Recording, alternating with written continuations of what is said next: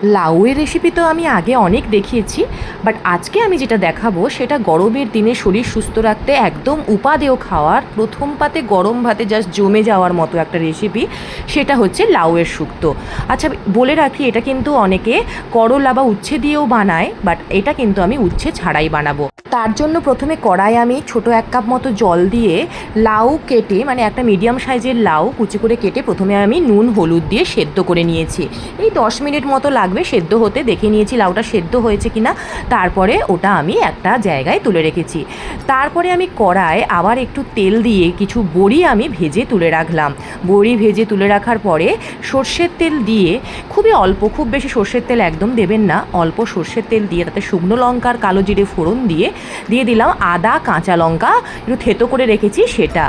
কিছুটা তেলের সঙ্গে মেশানোর পরে ওই যে লাউ আমি যেটা তুলে রেখেছিলাম সেটা দিয়ে একটু ভালো করে মিশিয়ে, এই দেখুন এটা হচ্ছে 1 চামচ, একটা বড় চামচ সর্ষে পোস্ত বাটা আমি অ্যাড করেছি। পোস্ত না দিলেও শুধু সর্ষে বাটা দিলেও চলবে, বাট পোস্তটা দিলে একটু টেস্টটা বেশি সুন্দর হয়। তারপরে আমি লাউয়ের সঙ্গে সর্ষে পোস্ত বাটা মিশিয়ে দিয়ে দিয়েছি স্বাদ মতো নুন আর একটুখানি গুড় পাউডার ব্যালেন্সের জন্য।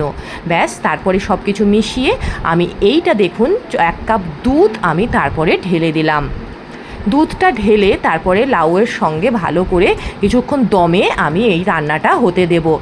ব্যাস কিছুক্ষণ ফোটার পরে আমি দিয়ে দিলাম ওই যে বড়ি ভাজা তুলে রেখেছিলাম সেটা, আর 5 ফোড়ন গুঁড়ো করে রেখেছিলাম শুকনো খোলায় 5 ফোড়ন ভেজে গুঁড়ো করে রেখেছিলাম, সেটার 1 চামচ মতো আমি দিয়ে ভালো করে মিশিয়ে দেখুন একদম রেডি করে নিলাম এই লাউ শুক্তো।